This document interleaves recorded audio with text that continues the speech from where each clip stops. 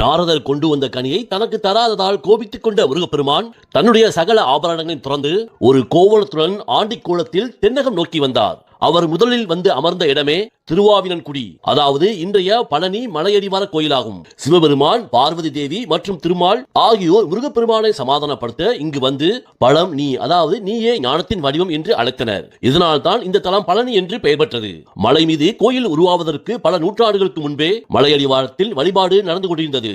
இந்த மலையடிவார திருவாவினன்குடி முருகன் கோயிலே 3ஆம் படைவீடாகும். நக்கீரர் தன்னுடைய முருகாற்று படையில் திருமால், சிவன், இந்திரன் போன்ற தேவர்கள் முருகனை தரிசிக்க இங்கு வந்துள்ளதாக பாடியுள்ளார். இங்கு முருகன் குழந்தையாக மயில் மீது அமர்ந்து காட்சி தருகிறார். சாஸ்திரப்படி இந்த அடிவார கோயிலை வழிபட்ட பிறகுதான் மலையேற வேண்டும். 14 சித்தர்களில் ஒருவரான போகர் பழனிக்கு அருகிலுள்ள வைகாவூர் என்னும் ஊரில் பிறந்தவர். போகர் சீனாவில் இருந்து வான்வழியாக பறந்து தன்னுடைய ஊருக்கு வந்து கொண்டிருந்த போது பழனி மலையின் சக்தி அதிர்வலையை கண்டு ஆச்சரியமடைந்த போக சித்தர் பழனி மலையின் உச்சியில் தவம் செய்ய தொடங்கினார். போகர் தன்னுடைய தவத்தின் மூலமாக முருகப்பெருமானின் திருவுருவத்தை மனக்கண்ணில் தரிசித்தார். அதுவே தண்டாயுதபாணி கோலம், அதாவது கையில் தண்டம் ஏந்தி கோவணத்துடன் இருக்கும் ஆண்டி கோலமாகும். அந்த தோற்றத்திலேயே சிலையை வடிக்க போகர் முடிவு செய்தார். போகர் இந்த சிலையை வடிக்க பல ஆண்டுகள் எடுத்துக்கொண்டார். போகர் சித்தர் மேலும் 81 சித்தர்களுடன் ஆலோசித்து 4000க்கும் மேற்பட்ட மூலிகைகளை சேர்த்து அவற்றுடன் வீரம், பூரம், ரசம், ஜாதிலிங்கம், கந்தகம், கௌரி பாசாங்கம், வெள்ளை பாசானம், மிருதார் சிங், சிலாசித்து போன்ற நவ பாசான கலவையை ஒரு அச்சில் வார்த்து இந்த முருகன் சிலையை உருவாக்கினார். சிலை உருவான பிறகு அதில் ஒரு சிலி துளி கூட வீணாகக்கூடாது என்பதற்காகவே அபிஷேக முறைகளை வகுத்தார். வெறும் மூலிகைகளை கொண்டு செய்யப்பட்டால்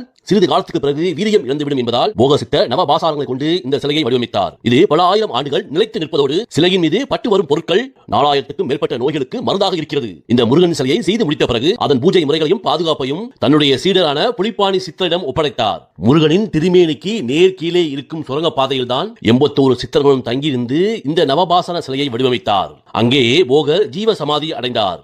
விஷ பொருட்களை கொண்டு வடிக்கப்பட்ட அந்த சிலை ஒரு மாபெரும் மருத்துவ கிடங்காக மாறியதே இறை அதிசயமாகும். அதன் மீது பட்டு வரும் அபிஷேக பொருட்கள் உயிர்காக்கும் மருந்தாகின்றன. சேர சோழ பாண்டியர்கள் மற்றும் நாயக்க மன்னர்களால் இக்கோயில் விரிவுபடுத்தப்பட்டது. போகர் வகுத்த முறையில் தயாரிக்கப்படும் பஞ்சாமிர்தம் உலக புகழ் பெற்றதாகும். 1958ஆம் ஆண்டு பழனி கோவிலுக்கு முதலில் ஒரு தங்கத்தேரை செய்து கொடுத்தவர் சாண்டோ சின்னப்பா தேவர். இன்றும் பக்தர்கள் நேர்த்தி கடனாக இருக்கும் அந்த தங்கரத ஊர்வலத்திற்கு சாண்டோ சின்னப்பா தேவரை வித்திட்டார். மேலும் பக்தர்கள் எளிதாக ஏறிச் செல்ல வசதியாக படிக்கட்டுகளை சீரமைப்பதிலும் மலைப்பாதை முழுவதும் மின் விளக்குகள் அமைப்பதிலும் பெரும் நிதி உதவி செய்துள்ளார். இரவு நேரத்திலும் பழனிமலை ஜொலிப்பதற்கு காரணம் அவர் செய்த தண்டாயுதபாண திருப்பணியே.